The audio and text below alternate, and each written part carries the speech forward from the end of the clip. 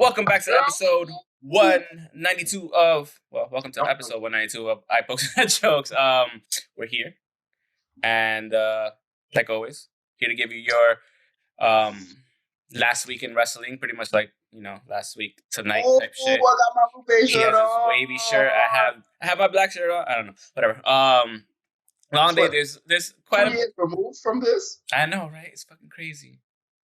He put 2 new songs out too. Fucking Uncle Lupe, you need to stop. Anyways, yeah. Uncle Lupe.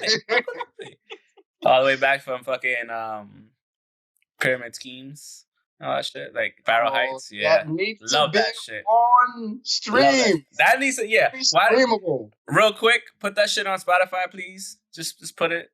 Meet me on the corner. I'll be waiting on your dollar. Yeah, it's a fucking first shit. Anyways, we're here for wrestling. We're talking some AEW. Then we're moving on to WWE's draft. Of course, since we record on Mondays, they're also having the second part of the draft tonight on Raw. So you might be seeing some outdated shit by the time this goes up on Wednesday. One thing that's not outdated is that Jericho. No, I'm kidding. Continue. No. Yeah, him. But more so with the draft is you pretty much get you get to pick somebody for every hour of a show, which is really, really fucking silly to me. It's stupid, but whatever. That's what they decided to do, to draw it out. But yeah, and then after that, more G1 Climax. We're getting towards the end of it, so we're getting towards the home stretch, which should be really good. Yeah, 5 more days. Well, technically, 4 more nights. Oh, no, wait, yeah. They have 2. Yeah, 5 more nights. You're right. The 4 matches. Yeah. So it's going to be Tuesday, Wednesday, Thursday, Friday, and then the finals on Sunday. Yeah. So fucking G1's crazy. So we'll get to that towards the end because that's our favorite time to talk about stuff. I don't need you fucking up right now, recording software. But yeah, let's continue. Don't you do it. Don't you do it today, bitch. So what happened with AEW? Because I've been caught up with fucking G1, trying to catch up every day with this shit, and we've been busy. So you watch it. I'm not really sure with the news that happened this weekend. I'll probably scroll through my phone and we'll do that at the. No, you don't gotta do that though. We don't gotta do that because you could have done that before. Outro, I might just. You had like 5 hours to do that today. I'm just saying. I'm just saying. You I was asleep. Not sleep, but whatever. So the episode of Dynamite last week was Brian Cage actually for the first time defending his title. Bad motherfucker title or whatever it's called. No, that's a UFC one. My bad. No, but that's pretty much the equivalent of it. That's pretty much the equivalent. It's Taz's title is. People are actually starting to look at that like maybe a heavyweight third title, like a super heavyweight because fucking Brian Cage and Will Hobbs is going for it. Will Hobbs, I don't know if you've seen him fight. Oh no, he's good. He's good. A big motherfucker. I like him. I like him. Yeah, I don't know how he moves the way he does. I'm just like, that's not. Physics shouldn't allow that, but the fact that you're able to, it's like watching Keith Lee. Like that's what I told you. Like if I had Keith Lee and him go up against each other, like yeah, you're right. But yeah, that's what I look at you. I'm just like, you shouldn't be able to move like that. But hey, fuck it, you found a way to break physics and go ahead and do it. So I think it's the FTW. FTW, yeah. Okay, so yeah, he defended that, and Taz was in his corner talking the most shit. I like Taz on commentary because he's. On AEW Dark, he's a heel enthusiast, but he doesn't. He pretty much doesn't put anybody over except for his guys. Like when we get Jericho on commentary, he puts over everybody. He does. Even the people he hates with the whole Orange Cassidy shit, he was like talking them up there too. So I remember that. Even Pineapple Pete, who was just on. He had a match with him. Pineapple Pete is kind of over. Yeah. It's Pineapple Pete. Shug Dunkerson, I think his name is. That's his legit wrestler name, and he was just in AEW for the pandemic episodes, and he had like maybe about 3 or 4 matches. But he was in what was the WWE show on Raw? The stupid thing. The fake Fight Club? Underground? Yeah. Whatever the fuck it's called? Yes. Okay. He popped up on that. So Cool. he's over enough to get that job. But Fair. like, I like that too. Like, it's not just WWE, it's not just AEW taking big stars from WWE that don't want to be there anymore, but it's vice versa. If they're not signed, we use exactly. If they're not signed, take them. So yeah, that was the first match. Cage versus Will Hobbs for the FTW Championship. After that, we had FTR versus the Hybrid 2. It was a good match. It was the Hybrid 2. The Hybrid 2 is Angelico and Jack Evans. They changed their name? No, they just made a name for themselves. Okay. TH2, the Hybrid 2, same thing.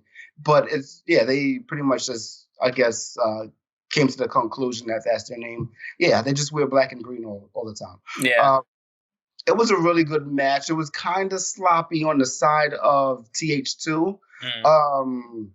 Jack Evans, it was a lot, but it also comes down to, I guess, in-ring psychology, because they FTR was working on Jack Evans' legs, and it was a couple of moments where he tried to do his high flying shit, and it just didn't work. As either he was too gung ho about it, or he just didn't have his footing at certain moments. It was a spot where he tried to jump off the top ropes, and it was a short landing, and it wasn't the worst landing, but it could have been worse. It could have been a very bad landing. And one thing I do like about Excalibur is he put everybody over. Even the mistakes, he calls the mistakes what it should be. Even because every other episode is live. Yeah. So it was a live episode, and he just put them over. Oh yeah, he clipped him with his heel. Yeah, he always tries to find a way to, even though it's clearly It was clearly a fuck up. Remember when Evan Bourne went on and he was the ropes were probably slick with humidity, blah blah blah. So I was like, which really makes sense because it does because you're in Florida. You're outside. It's an indoor outdoor venue. It's really about 90 degrees out there all the fucking time. Exactly. It's October, but it's still Florida. Yeah, it's still Florida. Yeah. So it makes sense. Even with all out, a lot of the shit that was happening, it's you're putting it over with the weather. It counts, but it's still but it really makes sense. Yeah. It was a good match, other than a couple of close calls of possible injuries and shit, but it was a really good match. After that, we had Cody and Brody Lee for the TNT title in a dog collar match.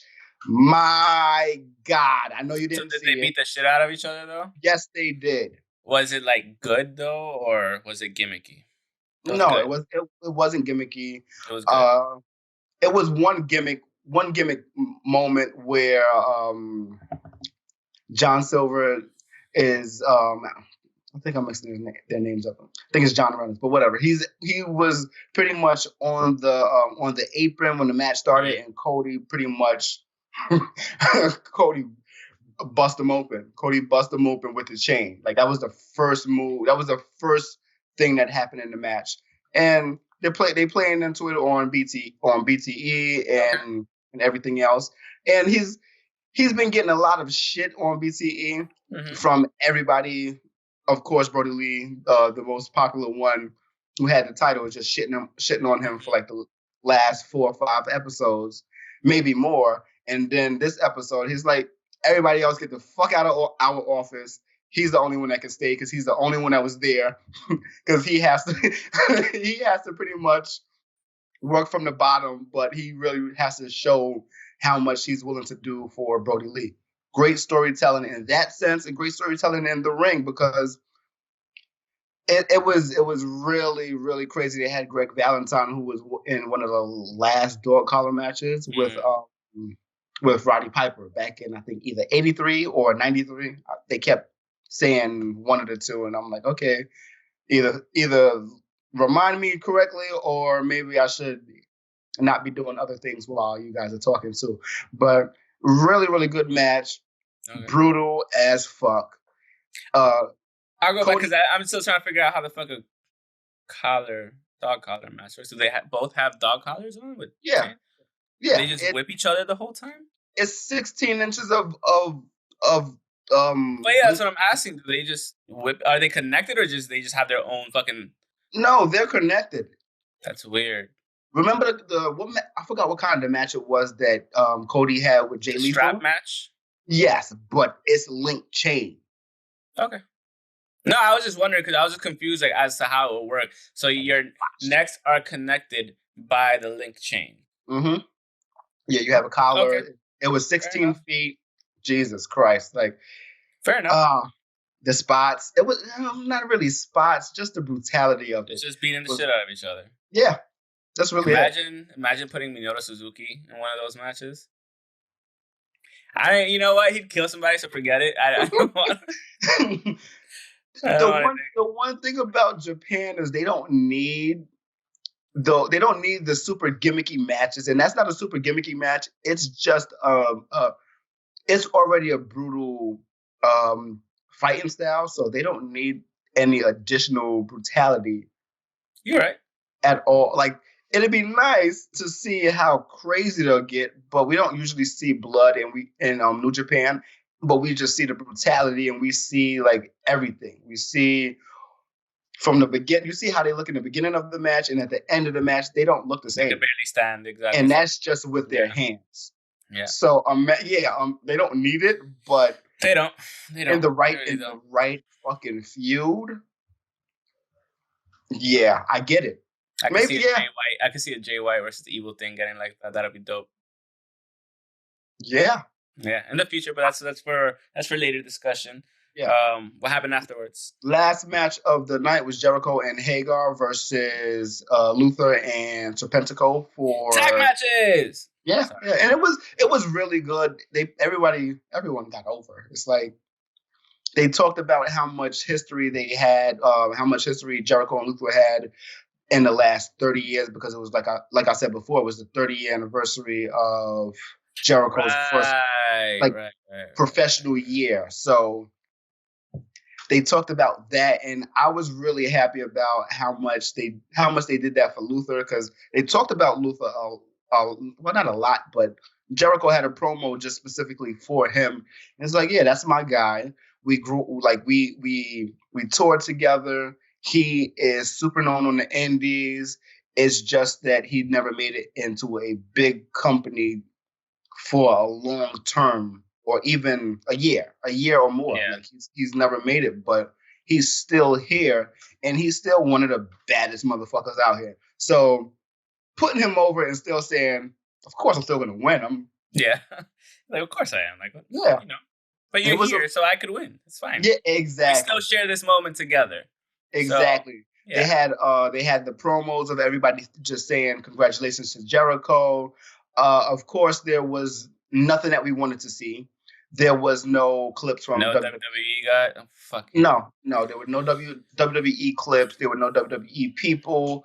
We got Tanahashi. Oh, really? Nice. We got Tanahashi. Yeah. I mean, it's respect. And the other thing is, honestly speaking, I would have loved to have seen Tetsuya Naito, say something, because he is the reigning IWGP Intercontinental Champion. So you won't get it back. Just shooting the shit with him some way, somehow. Yeah. But that's cool that Tanahashi did that, though. With the New Japan logo in the back of him. Good. Because what? He recognizes it too. Tanahashi. Most of the people over there, most of the wrestlers recognize there's a huge opportunity. What are we doing? But either way, no, that's super cool that they were at least able to get Tanahashi, because Tanahashi's John Cena over there. Let's be real. Yeah. Let's be honest. If you get the John Cena of fucking Japan to do that shit, if he's recognizing him, that's kind of a big deal. So yeah, man. Yeah, so that was really amazing to see. We got Slash doing a video too. We got Chavo Guerrero doing a video. Who else? There was a lot of people. Dennis Miller did a video. It was a really cool episode just to see Jericho get props from the people that he run around with, whether it's in during leisure time or just I'm doing a tour and I'm probably open for these people, or I just ran around doing shows with them. Maybe not headlining, or maybe even headlining, co-headlining. Yeah, Possibly. So exactly. it was really cool. Real quick, besides that, they obviously they weren't able to get like people from WWE to do it on air, but were there, was there support on Twitter from the wrestlers? I don't even remember. I haven't really been going super hard on Twitter for the last week and a half. What?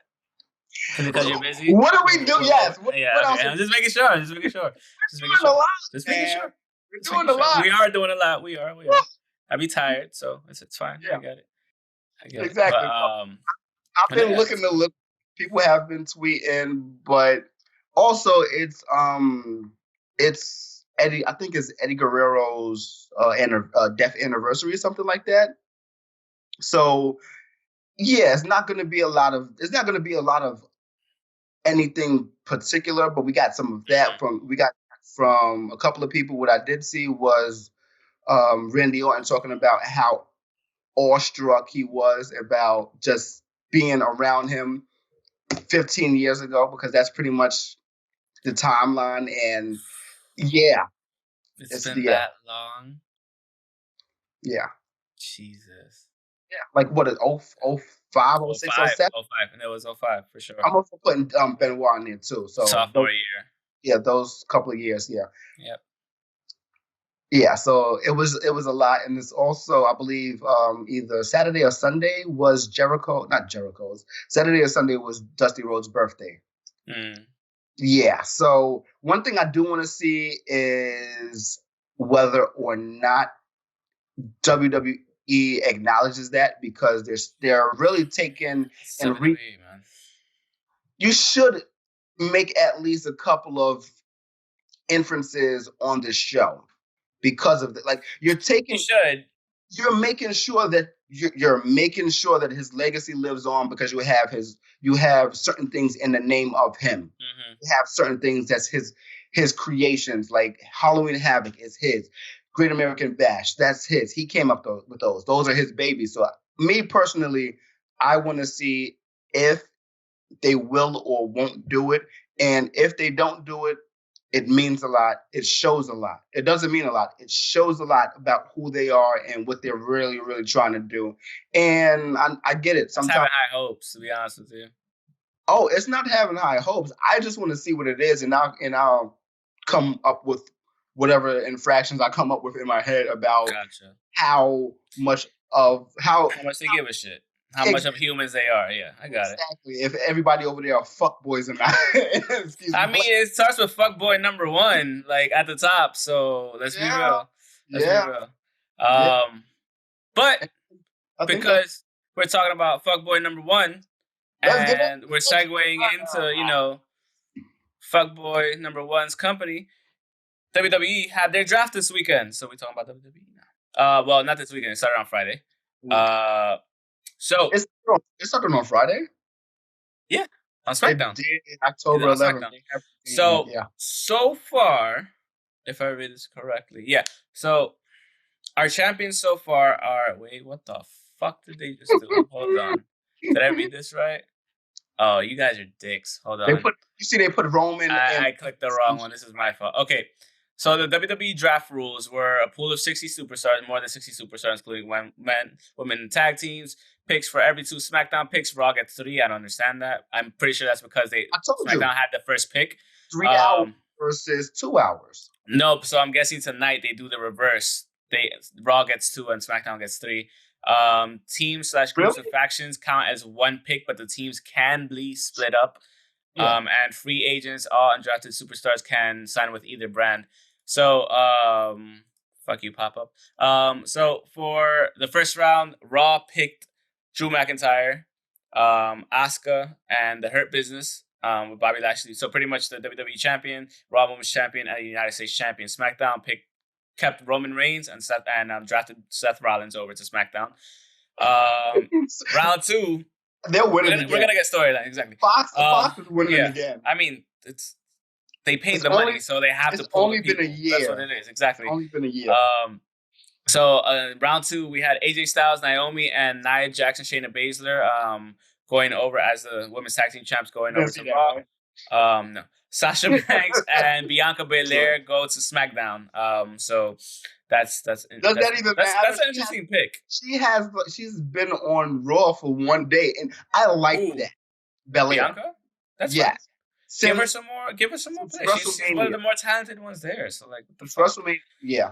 And I like that. Let her be one of the top picks. Mickie James is hot though. Mickie James is hot because we'll get to that. She's a free agent. We'll get to that. Round 3, we had Ricochet, Mandy Rose, and The Miz and John Morrison going to Raw. SmackDown, they kept Jey Uso and the Mysterios. I'm not gonna say what their names because we should know who they are. Round 4, the New Day as the tag team champions got drafted to Raw. Dana Brooke and Angel Garza. I'm surprised Dana Brooke went that high in the round. Not to shit on you because I know you're talented, but it's just kind of surprising that you actually went in the 4th round. No, it's surprising because WWE does not utilize. Doesn't give a shit about exactly. So that's wait, she's on SmackDown. She's on Raw. She's still going to be utilized. And SmackDown in round 4. I mean. We're sorry. They drafted Big E and Otis, so they split up the New Day. I mean, they're still gonna be the New Day regardless. But just not all three now you could like cheer from afar type shit. And either way, it's not like they're not going inter-brand on fucking shows, so it's not like they don't show up on each other's shows. So whatever, because they are the tag team champions. So they've given that leeway for champions to like go back and flitter back and forth here and there and just show up or whatever. I don't know. And the 5th round. Yeah, I get it. 5th and final round, we had Humberto Carrillo, Drew Gulak, and Tucker going to Raw, and then we had Murphy and Kalisto going to SmackDown. So yeah, that's the only thing I see about what you're saying and the drafts is they're trying to make stars, and they're starting with the younger talent. I hope they're actually starting with the talent that has a longer contract, because technically speaking, you can have them on 1 year if you're drafting every year. So, it's like a 1-and-1 option. I'm thinking more sports wise, not like but WWE in general, because they need a gang of stars. They don't need a couple of top names. They have a couple of top names. It's just they have to build other people while they're doing that. Like we mentioned about the Grand Slam champs. They don't need to do anything. They can be all on the same shows. Those are the superstars. But everybody on Raw are people that need to be established or furthered, or just they need to be furthered in their. Like, we need to care about them. People need to care about them. I'm not going to say we. People need to care about them. And it's just iffy. Also, apparently Lars Sullivan returned during SmackDown and will be added to Raw's draft pool. So I mentioned that. Racism, bet. After that, also wait. Let's not get away from Lars real fast. He's already in hot water on social media. That's what I'm saying. For I guess jumping into some woman's DMs already, a happily married woman that already told him that she's a happily married woman, that it's unprofessional to be jumping into her DMs. And some people are just looking for shit, and I think that's what that was. It wasn't like super bad or anything like that. Whatever, the motherfucker's already in hot water for previous bigot remarks, racist remarks, and homophobic remarks as well. So WWE people he can have racist remarks, but he can't have homosexual remarks or anti-homosexual remarks. Honestly, we know, but it is what it is. And then undrafted. Whatever. Twitter's fighting his ass. Exactly. I mean, Twitter's always gonna. The internet is undefeated, bro. That's it. And after that, we had undrafted. That night was Elias Gable. I'm not calling him that. Mickie James. Call him the name that he's and Lucha House Party. Lince Dorado and Gran Metalik. Apparently, Gable was added to SmackDown's draft pool of superstars on Monday. And so people that are eligible for the draft today, which is going on literally, that's probably going to start right now as we speak, since it's 8 o'clock Eastern time. We have Sami Zayn as the IC champion, Andrade, Aleister Black, Daniel Bryan, King Corbin, Apollo Crews, Dabba-Kato, I have no idea who the fuck you are. Eric, Jeff Hardy, it says Dabba-Kato, I don't know who the fuck they are. Eric, Jeff Hardy, Keith Lee, Riddick Moss, Titus O'Neil, Randy Orton, Kevin Owens, R-Truth, Matt Riddle, Arturo Ruas, Sheamus, Braun Strowman, Akira Tozawa, and Bray Wyatt. On the women's side, you have Bayley, Alexa Bliss, Carmella, Nikki Cross, Lacey Evans, Charlotte Flair, Billie Kay, Lana, Natalia, Peyton Royce, Tamina, and Zelina Vega. Teams, groups, and factions left are the Street Profits, Cesaro and Shinsuke Nakamura, Dolph Ziggler and Robbie Roode. They haven't even had The Miz and John Morrison, Retribution, and the Riot Squad. They better not break. They should have really waited for. They shouldn't have let Ali be the head of Retribution until after the draft. Exactly. That's when you reveal it. But whatever, Peyton, Billy, the Iconics. They shouldn't have broken them up until after the draft. It's so unthinkable about how many, not mistakes, but how many blunders they do. Mistakes. In order, in dropping order to the ball. Exactly. Like they fumble all the time. It's ridiculous. Those two groups should have been, in order to make the draft look like it's something important, break up those groups then. Not 2 weeks, 3 weeks before. Don't establish that group the week before. Because we used to have that all the time. Yeah. Once upon a time, yeah. Yep, they did it right before. That was and Bischoff. Real quick, the notable unlisted superstars right now are Becky Lynch. She is pregnant and currently not competing for obvious reasons. Who? Becky? Becky, yeah. Becky with red hair? Sure. Jimmy Uso and Ivar are both injured right now, so they're listed. Their partners are listed as single wrestlers. So I'm pretty sure whenever they come back out of injury, they'll be perfectly fine to join wherever they want. Sonia Deville is no longer with the WWE. It's no longer under WWE contract within the storyline that she lost. Edge and Jinder Mahal are injured. I do like that. Why is Jinder still there? Why does he even have a fucking contract still? He was injured. He's been injured. Oh, right. They make you run out your contract. That's right. Yeah. Unless they really be nice to my guy. Don't hinder the gender.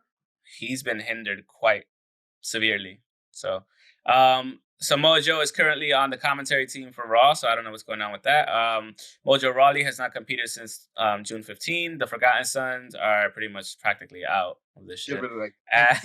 Bo Dallas has not competed since 2019. Jesus Christ. And part-time / ineligible are Big Show, John Cena, Goldberg, Rousey, and The Undertaker. Undertaker technically retired. We'll see what happens. Most of those names should actually be indefinitely free agents. Who? Undertaker. And John Cena? Yes, Cena, Undertaker, certain. I mean, the thing is, the reason why they have them as ineligible is because they're part-time. So they come and go as they please. Oh, yeah. It should be ineligible. You don't need to be in the draft. Yeah, you're not eligible for the draft since you're not full-time. It's that simple. Yeah, you would be stupid to draft John Cena. He's like, I'm not going to be there except for 3 days, 3 spots. Hair.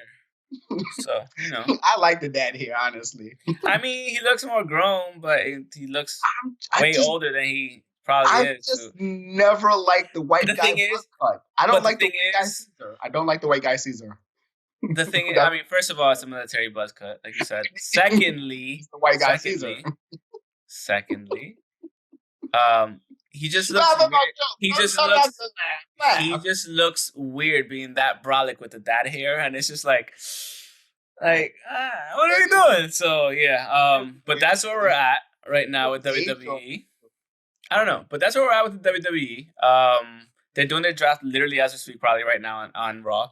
And I think we could probably just move on to fucking New Japan at this point, unless you have something Not really too much, but I really like certain groups breaking up. Like I like Heavy Machinery breaking up. Yes.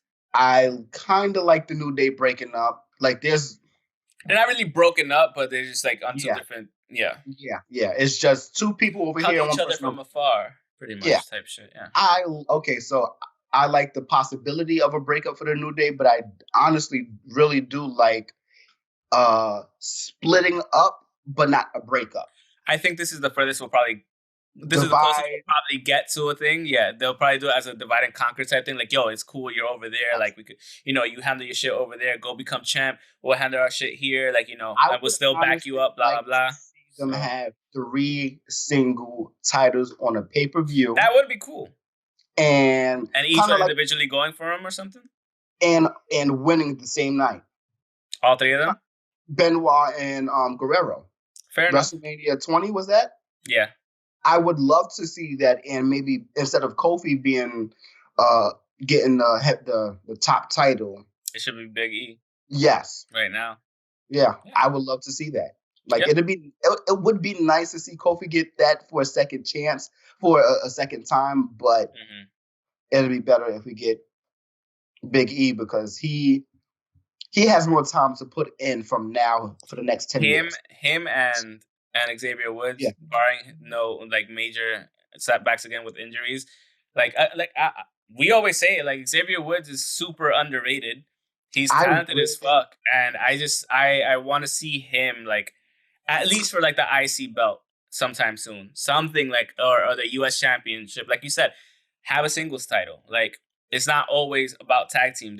They can stand on their own. Like you see it in AEW with Ray Phoenix and Penta, or it's just like they're kind of ready for that. You even saw it with Jey Uso and Jimmy, they've had those matches against each other one-on-one, the Usos and the New Day, so they can put on matches against each other. So it's just I would like to see see Xavier align himself with. No. I know where you're going with this. Why not? Who? What am I going to say? You're going to say MVP, but no. Nah, it does not fit the narrative. It's opposite of the spectrum, and I get it. They're not going to like it because then it's like, okay, who is he more loyal to? You can't. That'll also be a good storyline too. It'll be like Adam Page type shit in AEW. I get it, but without having a match versus themselves, no. Who do you listen to when there's 2 people that's in your ear outside of your match? The reason they won't do it because it's WWE. It's Disney. That and sales numbers. They bring in money, so. You can't really. You can have if this was 10 years ago with the same team, then probably yes, absolutely, it would happen. I agree with you wholeheartedly. This day and age, they need this day and age. I mean, it was less Disney though. You still got PG-13 shit. Here we're just getting mostly PG. Thing is, in this day and age and at this stage with everything that's going on, they need to maximize the amount of profit they're getting in off of shirt sales and everything else. For the most part, so you don't want to. No, because they're not broken up. They just split. They're on 2 different brands. So now you have the SmackDown, Big E, still New Day. So you still have New Day on both brands at the end of the day. You're trying to maximize profits because if you can't have people come into the arena and shit, you have to find a way to get people to watch. People to buy. You can't have people buy tickets, but you can have people buy shirts. Exactly. I completely get it, but. Exactly, and that's what it is. I know. I get it. I know where you're coming from. Believe me, I understand. But, it's just one of those things. So, on to New Japan, because there's nothing else to say about... Facts. I've taken too much Factuals, time. Exactly. So, on to New Japan, G1 Climax, nights 13 and 14. I was only able to watch 13, night 13. I couldn't watch night 14 because work got fucking crazy. I was gonna watch it at the end of work. I had all day to watch that shit. I know. Thanks, Denisa. Yeah, I said it. I don't give a fuck. We gotta post a picture. We have a picture from her coming. Her coming to the show at One of the indie shows that we did. She came to. Yes, I have it. But what show that was? That was Austin Theory versus. That was the BCW show. Austin Theory versus. It was Darius. Darius whooped his ass. DC3, yeah. So night 13, G1 Climax. First match, Yuya Uemura defeating Yota Tsuji. Not part of the G1, obviously. But moving on to the G1. It is. It's the C block. It is. It's not a fucking C. Shut the fuck up. No. That's what the Young Lions things are. It's called C blocks. Remember, that's why. Like honestly, we never really took time to care about it. But remember, is this part of their New Japan Strong shit then? No. Kinda? No, that's just the Young Lions. Remember, they have their own block for the G1. Yes, but not like really. legit. Just shut the fuck up. Yes. But that's what it's. I mean, it's counting towards their thing, obviously, in the long run. Yeah, but remember, David Finlay used to always say, "I'm the king of the C block."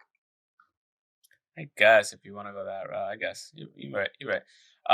You know what? Speaking of David Finlay, I really wish they would have did something with that group, Bloodline, or whatever the fuck it was with Juice Robinson's group, Blood Monkeys. I know, right? So. It was a Ring of Honor project that didn't happen. It's because Ring of Honor. That's their fault. So it's New Japan too. It was everybody's fault. Whatever. It was both their fault because they let so many people go to AEW. Exactly. So starting off with the first match of the A block that night, Tomohiro Ishii versus Jeff Cobb. Oh my god! Match of the night. Fuck. Match of the weekend, maybe. What the fuck? Yeah, I think so. I mean, I haven't even seen the other night, and I can tell you, like, this 15-minute match that did not feel like a 15-minute match, felt like a fucking 30-minute match. Like, with the amount of shit they did. It felt like the greatest 30-minute match. Yeah. Jeff Cobb and it was only 15 minutes. Strong. Yo, you saw how he just launched him like a baby? The T-bone, right? The first one. Dude, he was in the air like at least a good 6 feet in the air. I was just like... I was just watching it and I was like, what the fuck? Like, I got up, I was like, yo. I was watching the same thing. I was like, why are you so strong? I was watching that today and Denise was sitting there like, yo. She's like, this is what I'm going to do to you. Like a baby. This is what I'm going to do to you if you ask me again. I should have said that. But yeah, like, she was just in awe and she's not even listening to anything. Yeah. She's just watching it and she's like, yo. She's treating him like a fucking baby. Yeah, throw him like a fucking toddler, like I would do to my niece. Like, get the fuck over there. Yeah, he was in. Yeah, Ishii was a grown-ass man. Ishii was probably in the air for like a whole minute for the whole match. Fact. 1 whole minute. Overall, yeah. In terms of airtime, overall, I believe you. Yeah. I could agree on. I could agree on that. So Jeff Cobb won with the Tour of the Islands. That like he tried to do like 3 or 4. There was so many fucking hard hits. I swear to God, he knocked him out with that headbutt towards the ending sequence. I was like, oh, he's dead. That was full face. That was like, full face, right? It had to be. I thought it was like at least right here, but he must have caught him at least like right here, this whole area.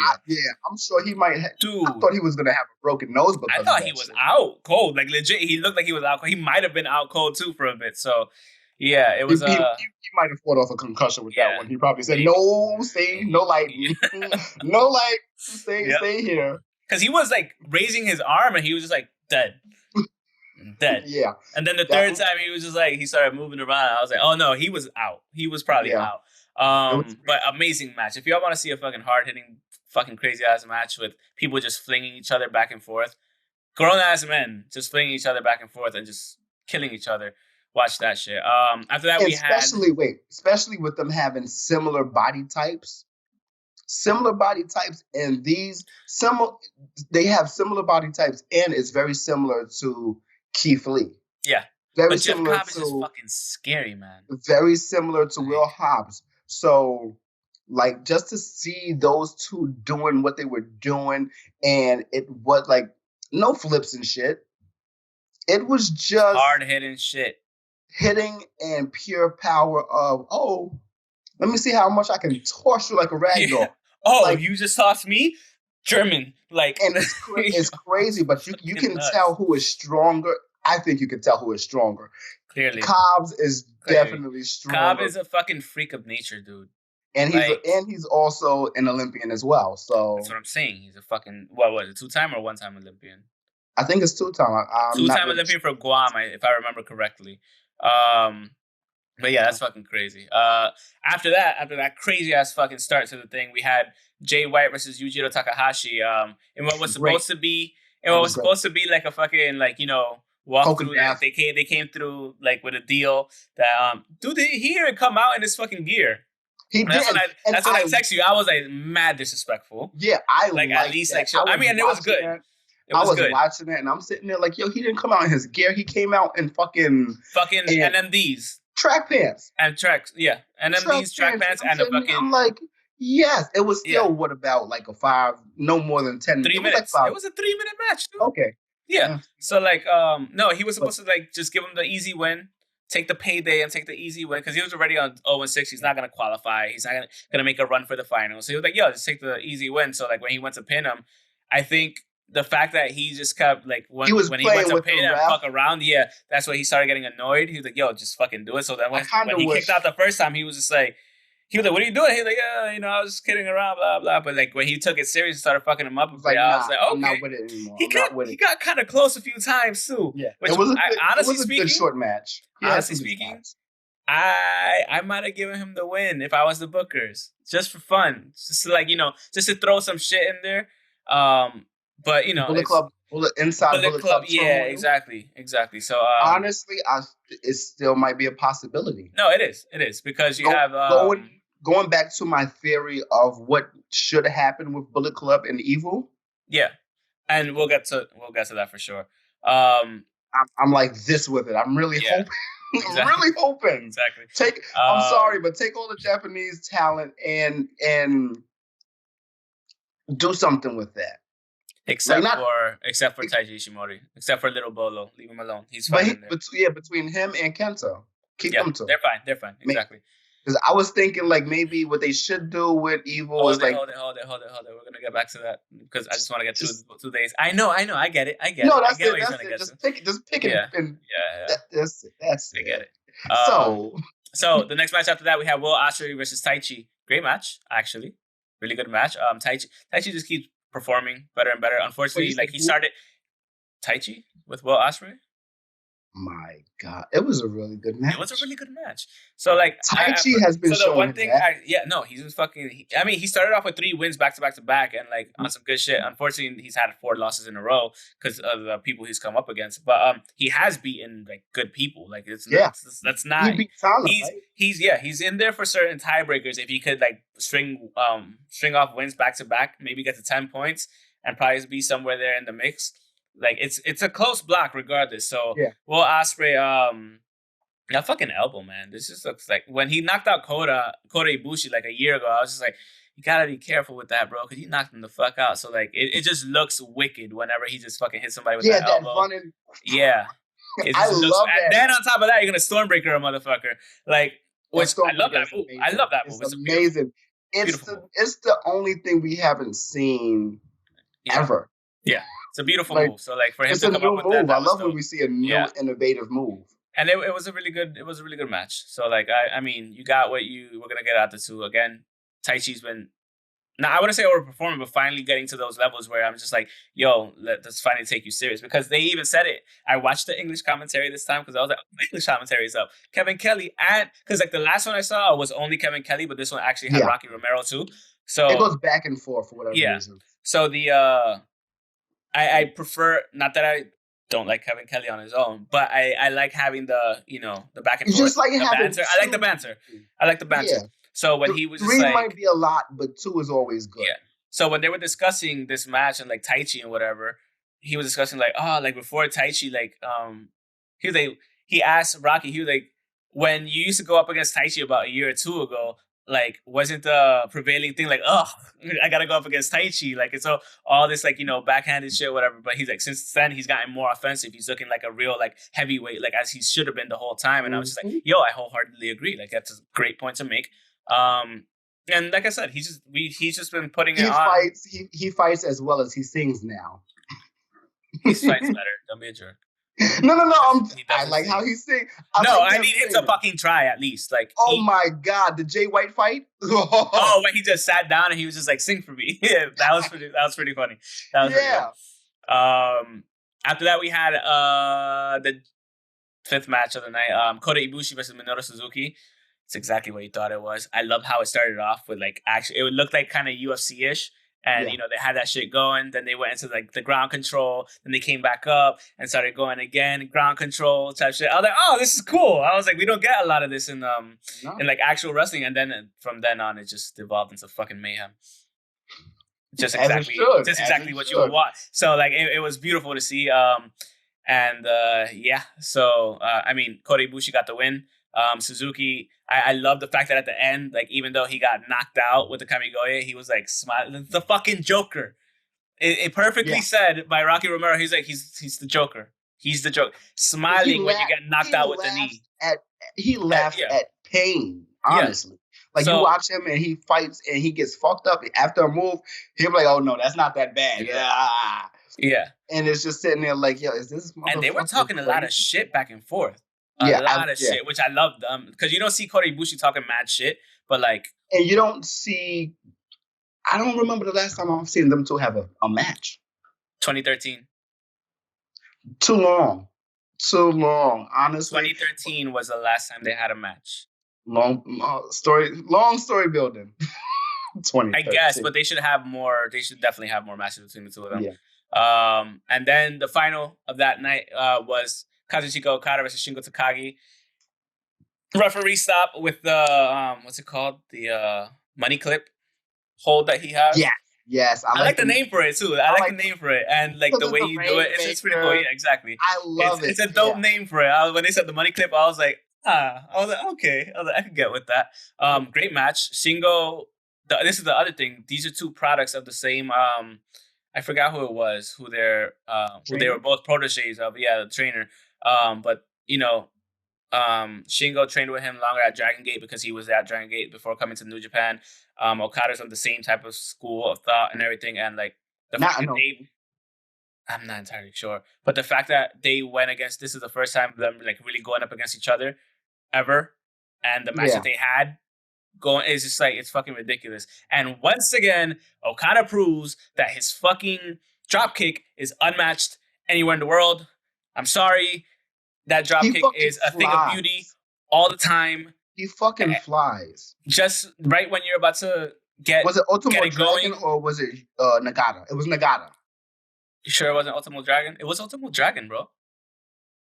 It was definitely. It was Ultimo Dragon because he did Dragon Gate. Yeah, exactly. So, yeah, like, dude, there's not. If you're getting going and you're going to the ropes, just know that you're gonna get fucking drop kicked by the most beautiful dropkick you'll ever see in your life. So like it was a great match. There was hard hitting pair of feet that you've ever seen. That'll contact your face as you're coming in. So like it's just fucking gorgeous. Every time I see that dropkick, I'm just like, why is it so perfect? It's just like when you see fucking Kyrie Sane's insane elbow.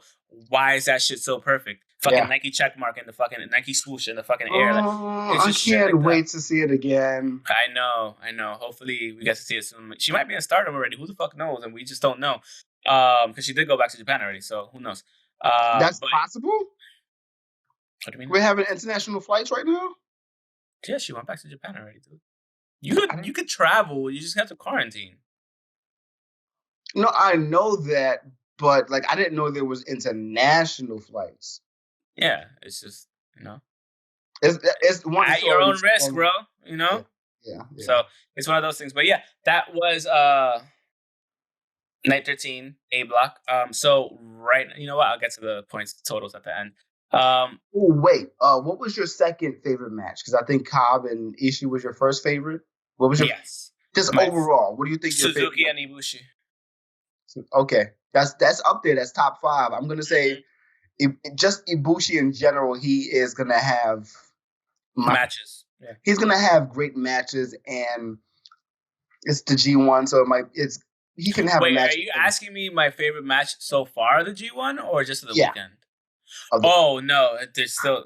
We have to finish the G1 before we even get into those. That's what I'm saying. So far of the G1, honestly, it was Ospreay and Ibushi. There's been matches already, so I have to go through the whole list, honestly, and see all the dates and see exactly what before we can even have that discussion, to be real with you, because there's been so many fucking matches, and it's kind of hard to keep up sometimes with what you've seen.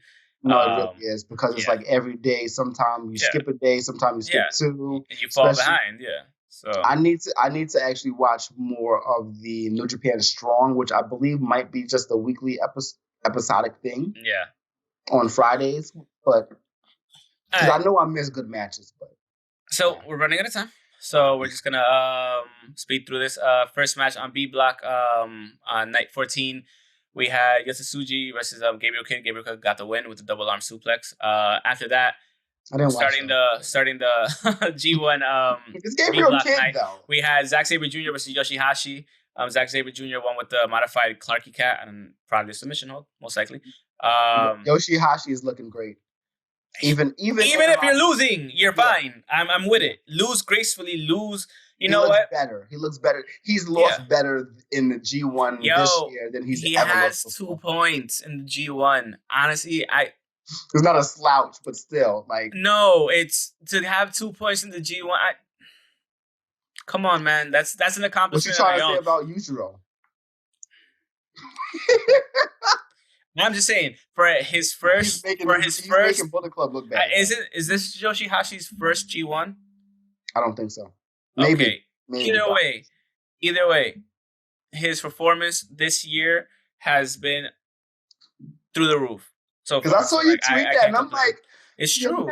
You're not wrong. I was gonna be mean a little bit, and then I was like, no, don't be mean. There's no reason to be mean about him this year at all. Every other year, go for it.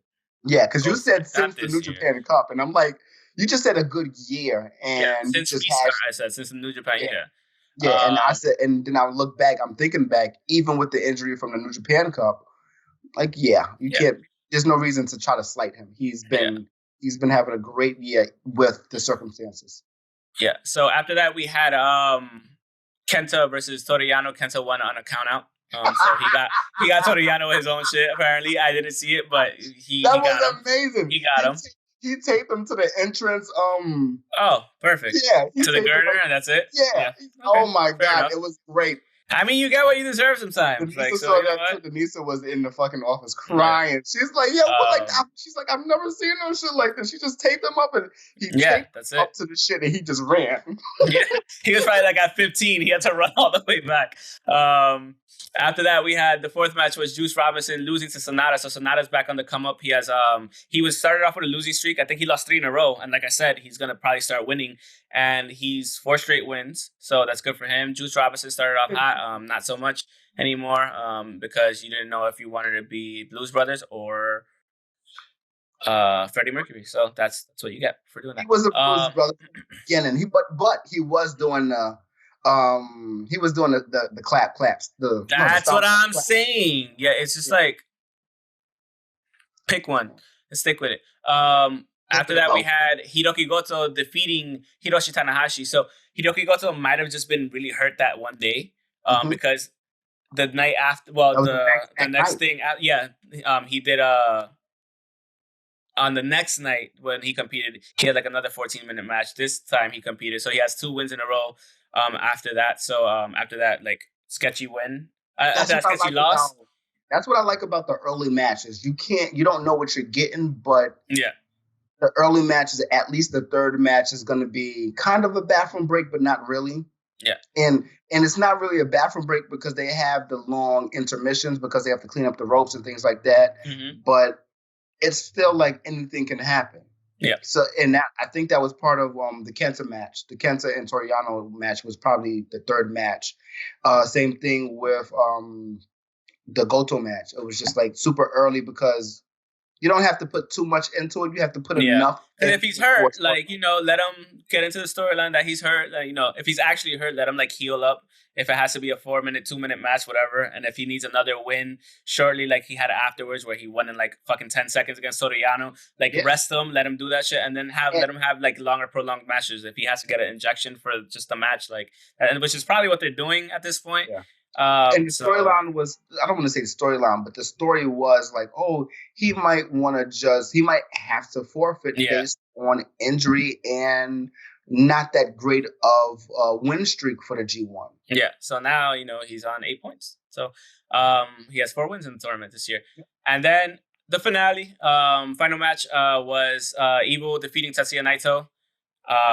Like I said, I didn't have the Did you watch the match? Tetsuya Naito on who? And Evil? Evil, yeah, the main event. It was really good. It was an addition to this was their third match that they had. Yeah, this year alone. So it was a really good match. It was kind of a swerve. I thought I really thought Evil was gonna lose. But did he cheatsy doodle or did he legit win? Legit win. Okay, everything is evil. No, a little cheatsy doodle. I mean, you're always gonna get cheatsy doodle shit, but because Dick is in his corner. Bitch, I got you saying cheatsy doodle. Anyways. Fuck you. I'll never say it again. Yeah, sure. Is that the next shirt? Cheating. Oh, maybe. Hashtag cheat. I'll never say it again. After we get the shirt, though. Yeah. But yeah, it was a really good match. It was really a swerve. I didn't think Evil was gonna win.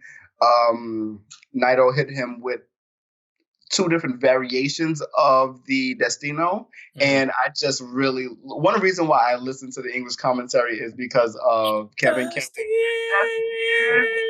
No. Yeah, it's kind of like when somebody scores a fucking a goal in soccer, and it's kind of similar to that. So like that's why I like it. I'm like, okay, cool. It really is. Yeah. But it was a really good match. And even just after the match, I was just thinking, because I wasn't thinking this during the match. I was just thinking of just what's been happening for the last year and their series of matches. Yeah. It's only 3, but it's a crazy storyline. 3 important matches, yeah. And on top of that, like, it just furthers the storyline. Even if it's not front and center right now, it's still ever present. It's still ever present. So, exactly. Yeah. They'll get back to it. Yeah. That's the next thing. Like, no matter what happens, it's like, no matter what, like Evil can say, I beat you in the G1 as you were the champion. Yeah. And I beat you for the championships already to begin with as a New Japan Cup champ. Like, and that's always been the thing. I beat you twice this year, bitch. So yeah. And I need another title shot because I beat you in the G1. I beat you twice, exactly. And the title wasn't on the line. You got a point. We might have that. We might have that like after the Best of the Super Juniors and World Tag League, most likely. Towards it's New Year's Dash, if not. We'll see what happens. Because it's it might be around there or a little bit afterwards. It might be New Year's Dash if he's still the champ. So maybe, unless they do the double day again. So, which they can because they're the only ones that have live people, audiences. So yeah, that's the G1 so far. So I'm gonna read the. I know.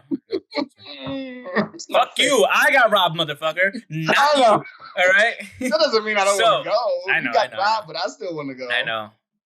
Fucking coronavirus. Anyways, so points totals are as follows. On 10 points, we have Kota Ibushi, Kazuchika Okada, Will Ospreay, and Jay White. On 6 points, Jay White. Everybody on 6 points is Jeff Cobb, Tomohiro Ishii, Shingo Takagi, Minoru Suzuki, Taichi, and rounding up the rear on no points, Yujiro Takahashi. On the B block, so far we have that's it. On B block at 10 points, we have Tetsuya Naito and Evil. This is a closer block. On 8 points, we have Hiroki Goto, Sonata, and Zack Saber Jr. On 6 points, we have Kenta, Toriyano, Juice Robinson, and Hiroshi Tanahashi. And on 2 points, we have Yoshihashi. Congratulations, for 2 points so far. But yeah, that's it for G1. They need to have Kenta looking better. It is what it is. He already has the fucking the thing. King of Pro Wrestling? No, he has the title for the US title. Exactly. So you're like this. I'm like, my bad. I know. Yeah. But yeah, that was G1. We have the rest of the week, like we said, Tuesday, Wednesday, Thursday, Friday, and then Sunday. And yeah, so we have to talk about Marty Jannetty. No, I don't give a fuck about Marty Jannetty. We're ending the podcast here. We're already out of time.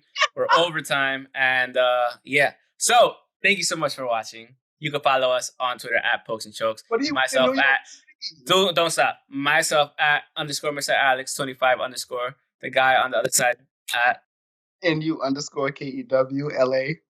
Facebook.com/Pokes and Chokes. Instagram at Pokes Chokes Podcast. I can mute you. You know that, right? Congratulations to the Lakers. Spotify. Well, congratulations to the NBA, not the Lakers. NBA orchestrated all that. Spotify, iTunes, Apple Podcasts, Google Podcasts, Stitcher, and Transistor FM. Redbubble, Threadless, the shop for some reason didn't go up on Teespring, which I'm going to look into tonight. And we should be having merch on that soon. And we'll show you on Instagram and Twitter. And yeah, that's it. We'll catch you guys. We'll try to catch you guys next week. It's going to be tricky. I'll explain to you guys later. And you see how I just ignored whatever the hell you said because I didn't pay attention. So thank you so much. And have a good one. Peace out, bitches. All right, stop.